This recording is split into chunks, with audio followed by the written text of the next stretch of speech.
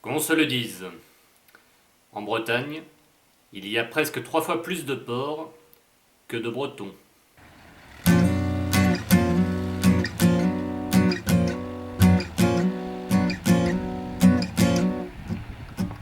When I received the charm of the whittling man, I've got out of one day. Now I'm hypnotized by his magic smile. I'm in a soothing weightlessness. I put my love boots and I take off to the moon. Like a space rocket, propelled towards. Là, vous êtes situé sur la ferme du pressoir. On est 4 associés et 4 salariés sur la ferme, hein, et on a 50 hectares de SAU, de surface agricole utile, où on implante en fait des céréales, des protéagineux et du maïs humide qui va pour l'alimentation en fait, des porcs à l'engraissement. On est naisseur-engraisseur, on a 48 fruits et on transforme 600 cochons charcutiers par an qui sont transformés et valorisés sur la ferme, donc le magasin à la ferme, qui sont valorisés aussi via le magasin Brin d'Herbe à Vezin-le-Coquet, et sinon en cantine scolaire, AMAP et groupement d'achat.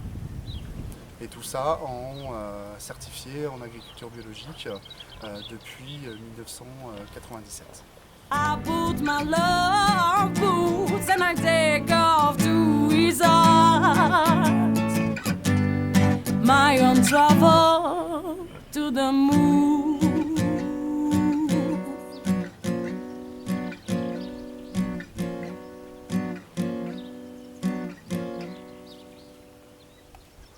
Il y a 48 fruits et 4 verras sur la ferme. Et en cochon charcutier, on est à 270 places en bâtiment sur paille, en charcutier. Et en sevrage, en post-sevrage, on a 100 places en post-sevrage. Tout ça sur partie plein air au niveau des fruits et des porcelets, et partie engraissement au niveau des charcutiers sur paille, sur litière sur paille. En 1976, Michel Piel s'installe à Saint-Pern et entame un élevage hors sol avec 100 truies. Il est alors obligé de se fournir auprès de producteurs céréaliers pour nourrir son cheptel. En 1981, il est rejoint par Jacques et Annick. En 1984, il décide d'approcher différemment la production de porc. Ils acquièrent alors 60 truies supplémentaires, destinées à un élevage en plein air.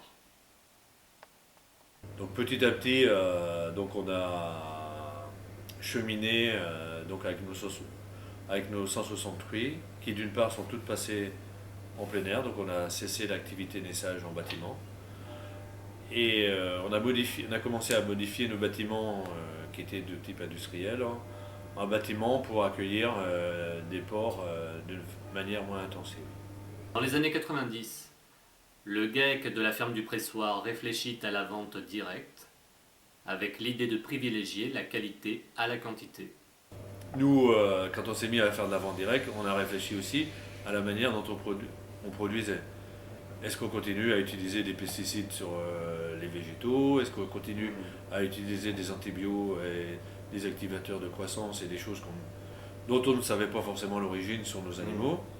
Leur démarche qualitative les pousse à se former et à passer en agriculture biologique en 1997. On est passé du bâtiment, on est passé tout plein air. Et du tout plein air, après on est passé en bio. Et de là, de passage en bio, on est passé, pas du jour au lendemain, mais de 160 truies à 40 truies. Donc c'était vraiment une révolution sur la ferme. C'est quelque chose qui collait mieux à notre approche de l'agriculture. Face à son client, on est conscient de la qualité du produit que l'on vend. Cette démarche de vente directe favorise donc la transparence et permet d'établir un lien de confiance avec le consommateur. En bio, oui, d'une part, en critère technique, c'est la durée d'engraissement d'un cochon, déjà c'est 7 mois minimum.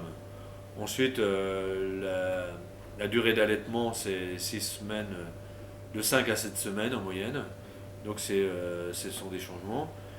Et aussi en bio, c'est un cahier des charges à respecter. Donc sans sans antibiotiques, sans hormones, sans activateurs de croissance dans l'alimentation.